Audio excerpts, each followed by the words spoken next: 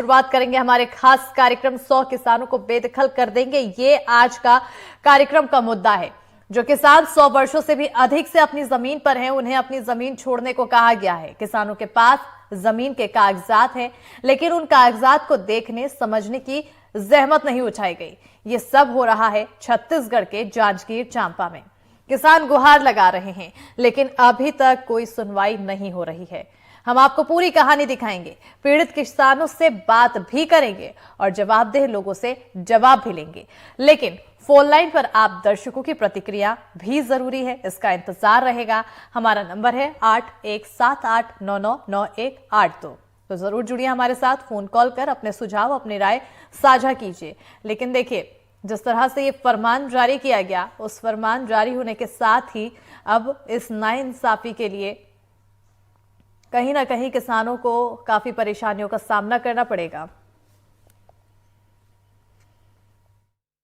छोटे छोटे बाल बच्चा है, ओकर पालना, ये जमीन हमारे छूट जाए तो हमारे लड़का भूख मर जाए। हमारे सरकार से चाहत हन कि हमारे लड़का मन बन जा रहे कि हमारे लगा था हमारे ये जमीन लेना ऑनलाइन कर देती किसान सरकार है तो बहुत अच्छा रही से हमारे लड़का बढ़िया जीवन यापन करत रहती। पंचायत द्वारा और ग्रामवासी सनिचरा दी जो ढोला के आश्रित ग्राम है, वहाँ के लोग लगा रहे हैं कि हमारा शासकीय भूमि से हटाओ। आवेदन क्यों हटवा रहे हैं? आप लोग भी तो वहीं के वासी थे, बासिंदा थे। हम उन लोगों का कहना है शासकीय भूमि है, हमारे यहाँ से हट जाइए।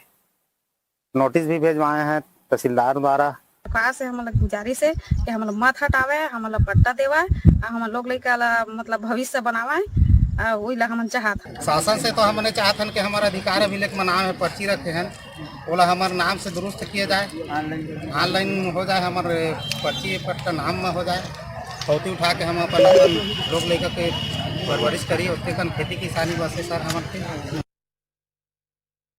ये लोग 100 वर्षों से काबिज काश्त हैं उस जमीन पे। इनके पूर्वज भी वहाँ पे कृषि कार्य करते चले आ रहे हैं और तभी इनका नाम जो है अधिकार अभिलेख में प्रविष्ट हुआ है और B1 खसरा में भी इनका नाम ऑफलाइन प्रविष्टि दिखाई रहा है।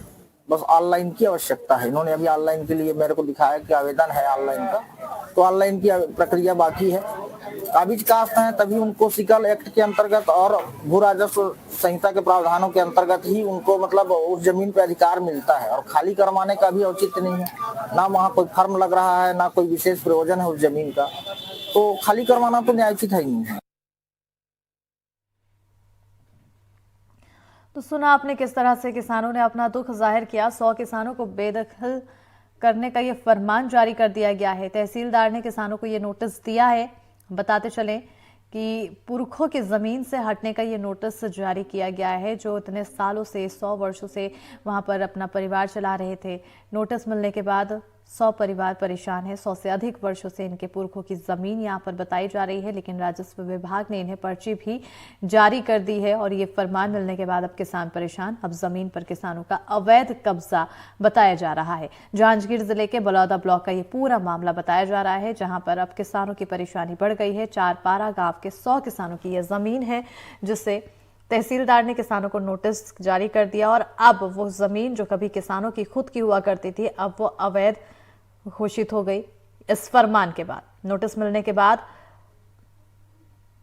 सकते में है 100 परिवार। 100 से अधिक वर्षों से इनके पुरखों की यह जमीन बताई जा रही है। कहीं ना कहीं अब इस पूरे विषय को लेकर क्या आप लोग का सोचना है, आप हमारे साथ जुड़कर अपनी राय साझा कीजिए। 8178999182 पर कॉल करके आप हमारे साथ जुड़िए, अपनी राय साझा कीजिए। लेकिन देखिए, बेहद ही ये जो मामला सामने आया है, परेशान कर देने वाला मामला है। किसानों की कितनी परेशानियां बढ़ चुकी होंगी, उनकी चिंता काफ़ी बढ़ चुकी है। जिस तरह से ये पूरा मामला सामने आया, कहीं ना कहीं अब ये सवाल बनता है कि आखिर इतनी पुरानी ज़मीन जो उनके पूर्वजों द्वारा ली गई थी किसी ज़माने में, इतने सालों से वो उस ज़मीन में खेती किसानी करते थे, उनकी मेहनत जुड़ी हुई थी उस ज़मीन से, अब वो उनके लिए अवैध घोषित हो रही है। क्योंकि ये जो फरमान है, उस फरमान के मुताबिक ये किसानों की अवैध ज़मीन हो जाएगी। ऐसे में किसान परेशान हैं। अब इस पर क्या कुछ कदम उठाया जाना चाहिए, ये एक बड़ा सवाल बनता है। इसके लिए आप हमारे साथ जुड़िए और क्या कुछ आप राय रखते हैं, आखिर किस तरह का कदम यहाँ पर किसानों के हित के लिए उठाना चाहिए, ये आप हमारे साथ साझा कर सकते हैं। आपकी राय बेहद ही महत्वपूर्ण है हमारे लिए। ऐसे में इंतजार आपके फोन कॉल का है और साथ ही साथ हम लगातार हमारे सहयोगियों के माध्यम से उन किसानों से जुड़ने की कोशिश करेंगे जिन पर यह आप बीती आपदा आई है। ज्यादा जानकारी के साथ हमारे सहयोगी नीलेश जुड़ चुके हैं। नीलेश, देखिए अब पर काफी किसान परेशान है, लगभग 100 परिवार सकते में आ चुका है। आखिर लोगों का इस विषय में क्या मानना और किसानों का आखिर क्या कुछ कहना? किसान जांजगीर से जो परेशान हैं उनकी बात भी हम सुने थे और अब हमारे साथ कुछ और भी लोग हैं तो काफी एक्टिव रहते हैं। सामाजिक मामलों की बात कर लें या फिर जितने भी बहिष्कार या बेदखली के मामले होते हैं उसमें काफी एक्टिव रहते हैं। हमारे साथ हैं प्रोफेसर DN शर्मा साहब। हम उनसे जानना चाहते हैं कि ये जो पूरा मामला है सर, जांजगीर का जो मामला आया है, उसको किस तरह से देखते हैं और ऐसी घटनाओं को रोकने के लिए क्या किया जाना चाहिए? देखिए, इसमें दो तरह की बातें हैं। एक तो ये कि इस बात को जानते हैं छत्तीसगढ़ में और ग्रामीण क्षेत्रों में प्रेमचंद के उपन्यासों से हम इस बात को जानते आए हैं। गांव में ऐसे कुछ लोग रुतबेदार होते हैं या जमींदार या इस प्रकार के जो संसाधनों पर कब्जा करना चाहते हैं। तो जो जमीन की बात बताई जा रही है, जो 50 एकड़ जमीन है और 150 किसान उस पर काबिज हैं 100 साल से, इसका मतलब ये है कि किसी के पास भी रकबा 1 एकड़ से ज्यादा नहीं होगा। किसी के पास आधा एकड़ होगा, किसी के पास 0.3, 0.2, 0.4 ऐसे एकड़ की जमीन होगी। तो बहुत छोटे किसान हैं, गरीब किसान हैं। तो पूरा वर्ग जो दिख रहा है वो गरीब किसानों का दिख रहा है और उनकी जमीनों में यदि वो 100 साल से काबिज हैं तो इसका मतलब जमीन उन्हीं की है। और अब किसी की नजर लग रही है, जो भी गांव के ऐसे लोग होंगे तो इस प्रकार की शिकायत करके उस जमीन को हटाना का उनका रास्ता बनाना चाहते होंगे।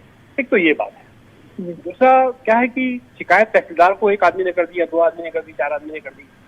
तो जब तहसीलदार के पास सारे संसाधन है, रेवेन्यू इंस्पेक्टर है, पटवारी है, पटवारी को बुलाकर पूछ सकते हैं कि ये प्राइमा फेसिया ये अतिक्रमण का केस है कि नहीं है।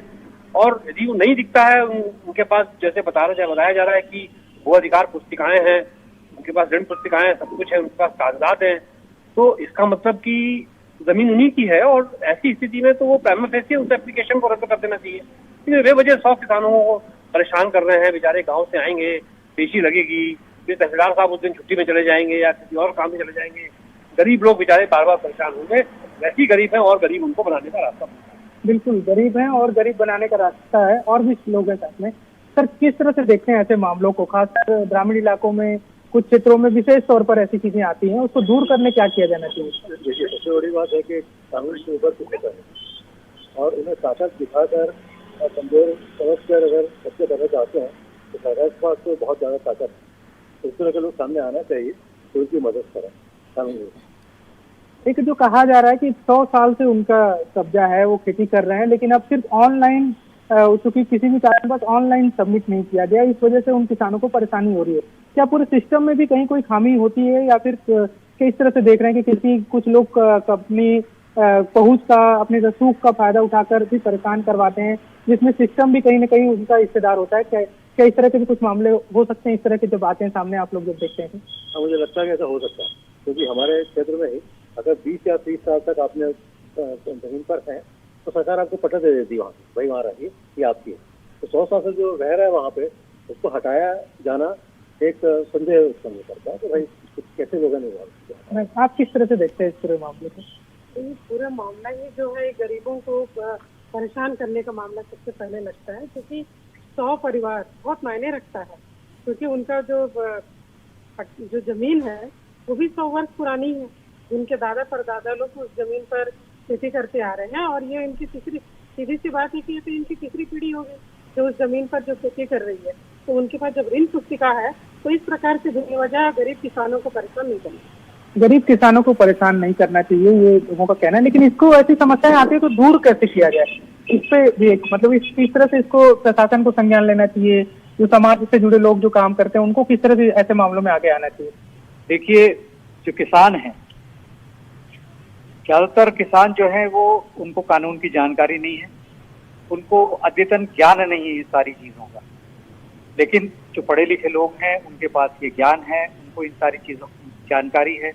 जैसे कि अभी बातचीत हो रही है और अभी लोगों ने बताया, मित्र लोग हमारे जो बता रहे हैं कि सरकार के पास वो सारे आंकड़े, कानूनी रूप से भी उनके पास वो आंकड़े हैं, और जहां तक बात उसकी ऑनलाइन न होने की है, ये बहुत ही वाहियात कारण है। जैसे जैसे टेक्नोलॉजी आगे बढ़ती जा रही है, उस टेक्नोलॉजी के हिसाब से चीजें धीरे धीरे ऑनलाइन लाई जा रही हैं कि किसान खुद नहीं जाएंगे, आपको आकर उनके एक एग्रेसिव होकर आपको ये काम करना पड़ेगा, कानून के लोगों को, प्रशासन के लोगों को, कि जाके उनकी सारी जमीनों को ऑनलाइन करें और जो भी कागजात थे उसको ऑनलाइन करें। अब कागजात नहीं चलेंगे, ये बात जो कही जा रही है ये बिल्कुल गलत है। उन कागजात को ऑनलाइन लेना चाहिए, उनको बाकायदा टेक्नोलॉजी में लाना चाहिए और उसके अनुसार प्रमाणित किया जाना चाहिए, क्योंकि वे किसान हैं, वे अनपढ़ नहीं हैं, लेकिन जानते नहीं हैं, उनके पास जानकारी नहीं है इन चीज की। इसलिए इन किसानों के साथ साथ जो पढ़े लिखे लोग हैं उनको भी उनकी भी जिम्मेदारी बनती है कि वे सरकार को इस बात से बिल्कुल, कहीं ना कहीं यहाँ पर ज्ञान की कमी, क्योंकि किसान जिनके पास ज्ञान की कमी है, उतना ज्यादा उन्हें रूल्स नहीं पता है, उनके ऊपर डोमिनेट होते हुए यहाँ पर प्रशासन नजर आ रहा है। हमारे सहयोगी नर्मदा घोसले जांजगीर से जुड़ चुके हैं। नर्मदा, क्योंकि जो किसानों की परेशानी है ये काफी बड़ी परेशानी है, 100 परिवार कम परिवार नहीं होता है और अब उनकी जमीन अब अवैध कहलाएगी।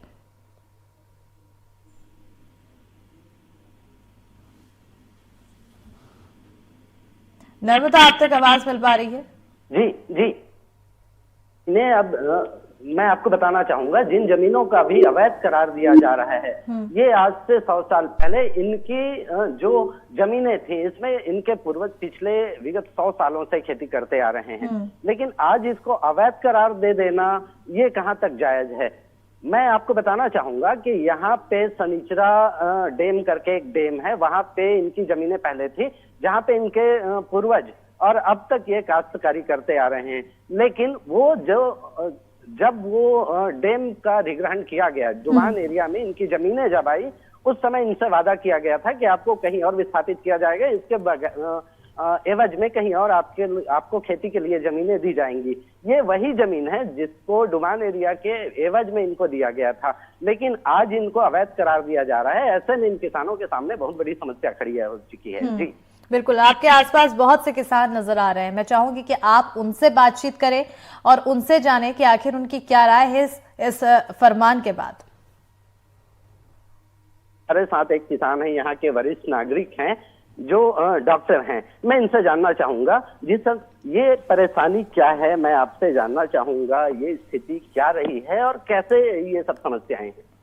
जी जी सर, नंबर जी बताइए। जी सर, मेरा नाम अनंत राम कंवर है, ग्राम पंचायत चारपार का निवासी हूँ। जी, उस जमीन को हमारे पूर्वज लोग 100 साल से ऊपर किसानी करते आ रहे हैं। जी, उसके बाद उनके वारिस लोग आज भी हम लोग किसान कर रहे हैं, खेती बाड़ी कर रहे हैं, बाड़ी को खुला लगा रहे हैं। जी, और हम लोगों का अधिकार अभिलेख में भी नाम है, हमारे पूर्वजों का नाम है। जी, हैं, और हम लोग आदिवासी गरीब जनता हैं। अगर वो जमीन हम लोगों को छूट जाएगी तो हमारे बच्चे लोग भूखे मर जाएंगे। और उसके बाद हमारे जी डॉक्टर साहब, हम जानना चाहेंगे कि ये जो जमीन है, इसको पहले कुछ और किसान थे, लगभग आपने बताया था, जैसे हमने देखा वहाँ पे 150 किसाने हैं, 150 किसानों की जमीनें हैं जिनको सिर्फ आप लोगों को, एक ग्राम पंचायत का मामला है, बंटवारे का मामला है, क्या है ये?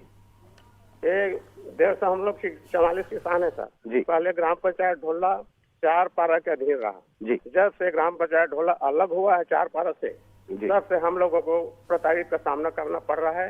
उन लोग बोल रहे हैं कि हमारे जमीन को छोड़ो, और उन लोगों का भी हमारे ग्राम पंचायत 4 पारे में बहुत से किसान है जिसका जमीन आता है, जो 5 एकड़ 4 एकड़ यहाँ किसानी करते हैं। जी, पड़े हैं सर। अभी मैं आपको बताना चाहूंगा, हमारे पीछे ये बहुत सारी महिलाएं हैं जो बच्चों के साथ यहाँ हैं, इनके सामने ये बड़ी समस्या खड़ी है। आइए हम उनसे बात कराने की कोशिश करते हैं। बिल्कुल बिल्कुल। जी, आप बताएंगे क्या समस्या है आपकी? जी माता जी, आप बताएंगे क्या समस्या ये है जी कि हम लोग का जगह माने मिलना चाहिए। जी, हाँ, कई पुरखों चले आ रहे हैं जी ना, और ऑनलाइन में देना चाहिए। हम लोग लेना चाह रहे हैं अपनी जगह भी।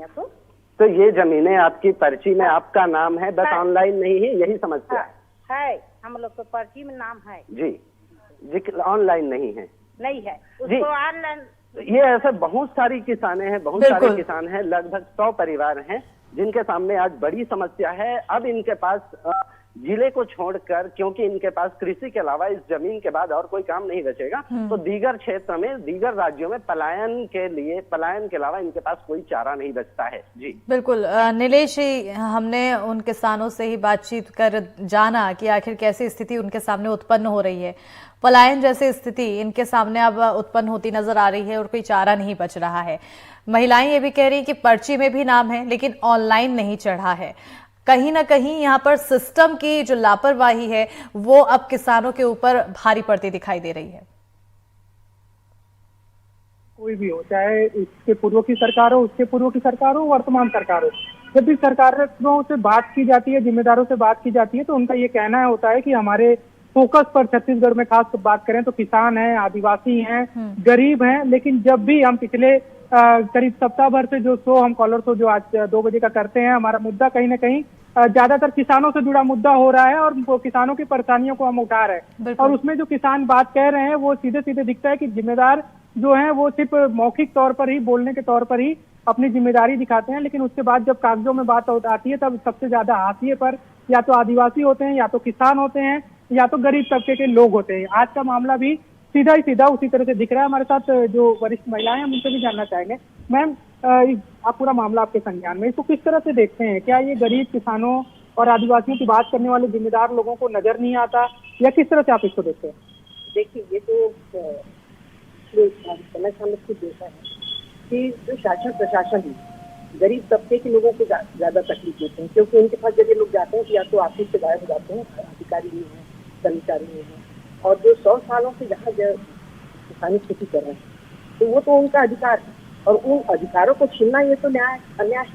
और हम ये चाहते हैं कि भाई जब वो 100 साल से कर रहे हैं, आप बोलते हैं ऑनलाइन, तो ऑनलाइन सबको ऑनलाइन करना नहीं आता है काम, तो उनको ऑनलाइन में पहले करने के लिए आप किसी को हटा दीजिए। और जब हम वहाँ बैठते हैं, अब आपके अधिकारी वहाँ जाकर के जानकारी हो, उसका जानकारी हो, तो जब यदि 100 साल से जो व्यक्ति वहाँ काम कर रहा है तो वो काम गलत तो नहीं कर रहे हैं। हमने देखा है अभी पिछले समय से कुछ लोगों के ऐसी केस हैं जो 30 साल से उनकी खुद की जमीन है और उनको रोज का कभी यहाँ दौड़ा रहे हैं, कभी वहाँ दौड़ा रहे हैं, कभी जा रहे हैं लोग हाई कोर्ट जा रहे हैं, उसके बाद वो केस उन लोगों से सॉल्व नहीं होते। तो आखिर ये अधिकारी करते क्या है? इन लोगों ने, हमारे यहाँ की जो सबसे बेहतर पद्धति है कि यहाँ लोगों को लग जाता है, जो काम करना है वास्तविक काम नहीं करते हैं। और आज किसानों का जो सुधार हो रहा है ये तो बहुत ही अन्याय है। हम चाहते हैं कि भाई इन लोगों को न्याय मिले, जिस तरह ये किसानी खेती करते हैं और इन्हीं के माध्यम से देश विदेश सब जगह हमारा अनाज जाता है। और यदि हम इन्हीं को तंग करते हैं तो ये सरकार को भी सोचने की चाहिए, क्योंकि सरकार कोई भी आए तो सरकार का सबसे बड़ा मुद्दा ये रहना चाहिए कि किसानों को तकलीफ न हो, ना आदिवासी जमीन है तो उनको उनकी वापस जमीन वापस मिलनी चाहिए। लेकिन परेशान है किसान, आज थोड़ा सा आगे आता है, किसान परेशान है, 100 से ज्यादा परिवार परेशान है किसानों के। उनको इस बात की चिंता है कि उनकी जमीन जहाँ पे वो 100 साल से थे अब उनकी रहेगी भी या नहीं रहेगी, वहाँ वो खेती कर पाएंगे कि नहीं कर पाएंगे। किस तरह से सामाजिक तौर पर भी लोगों को इसमें सामने आना चाहिए, क्योंकि हम कई बार देखते हैं कि समस्या उनकी है तो वो सुलझें, इससे बाहर समाज के लोग कब निकलेंगे? इसके लिए जो भी जानकार व्यक्ति हैं उनको इसके लिए आगे आना चाहिए। तो हम लोग भारत को कृषि प्रधान देश बनाने की बात करते हैं और वही दूसरी ओर किसानों को पूर्वज बनाने की, तो ये बहुत गलत हो रहा है। और इसके लिए जो भी जिम्मेदार व्यक्ति है उनके खिलाफ एक्शन लेना चाहिए और शासन प्रशासन को इसकी ओर ध्यान केंद्रित करना चाहिए। बिल्कुल, शासन प्रशासन को ध्यान केंद्रित करना चाहिए। आप फ्रीडम ऑफ राइट की बात कर रहे थे, क्या मामला है? देखिए, फ्रीडम ऑफ राइट तो है, ये सारे लोग जो हैं उन चीजों को जानते नहीं। तो जो कानूनन ये जमीनें जो हैं, जैसा कि भाषी ने भी बताया कि अगर 3 साल वो विगत 3 किले से काम कर रहे हैं, उनके पास 3 साल से वो पड़ता है, तो वो जमीनें उनके नाम की होनी चाहिए। सारी चीजें संविधान में दी गई हैं और ये पूरे अधिकार जितने हैं और इससे संबंधित जितने भी हैं, बिल्कुल संविधान में दी गई हैं और अधिकार भी है, लेकिन अपने अधिकारों को नहीं जानने के चलते किसानों की परेशानी लगातार बढ़ती जा रही है। नर्मदा, बहुत सारे लोग आपके पास मौजूद हैं, मुझे लगता है वो सभी लोग मौजूद हैं जिन्हें ये परेशानी हो रही है। अब जाहिर सी बात है कि इतनी बड़ी परेशानी जो आफत टूटी है, इसके लिए उन्होंने कई चक्कर काटे होंगे। आखिर क्या क्या प्रयास किए उन्होंने इससे पार पाने के लिए? जी जी, इन्होंने कैमरा चालू। नर्मदा, मैं चाहूंगी कि आप उन सभी लोगों से सीधे बातचीत करके ये जाने कि आखिर क्या कुछ प्रयास उनके द्वारा अपनाए गए। मैं ये आपसे रूबरू कराना का चाहता हूँ, इन्होंने स्थानीय विधायक से, क्षेत्र के एमएलए से, यहाँ के एमपी से और शासन से, यहाँ तक कि सीएम तक इन्होंने अपनी शिकायतों का आवेदन लेकर गया। वही इन्होंने लामबंद होकर तहसील कार्यालय के बीच घेराव करने की मंशा थी, क्योंकि आचार संहिता है, तो आदर्श आचार संहिता का पालन करते हुए इन्होंने उग्र रूप धारण नहीं किया। लेकिन मैं बताना चाहूंगा, इनमें तकलीफ तो है, स्थिति तो गंभीर है। हमारे साथ एक बुजुर्ग है, मैं इनसे इनकी समस्या आपको सुनाना चाहूंगा। जी दादा, क्या नाम है आपका? मेरा नाम मुन्ना कंवर। जी, बताएंगे आप इस बात को लेकर कहाँ कहाँ शिकायत के लिए गए थे? तहसील गए तब नहीं कुछ जी, और एसडीएम गए साहब जी, क्या कहना क्या है उनका? लोग को हम ही लोग को ये दबाव करता है। जी, यहाँ पे हमारे साथ जो दिख रहे हैं ये इतने किसान हैं कि इनसे और अधिक संख्या में है। हम लोग 44 किसान हैं सर। जी, आपने सरपंच से, ग्राम पंचायत के सरपंच से बात करनी चाहिए। सरपंच जी का क्या कहना है? हमारे सरपंच जो ढोलापुर बोला कि आप लोग को नहीं जाने को बोला और बगैर मतलब हमको फंसा दिया। जी, हम लोग नहीं जाके तो हम हार हो जाता। कोई मजबूती से कार्रवाई नहीं कर पा रहे हैं।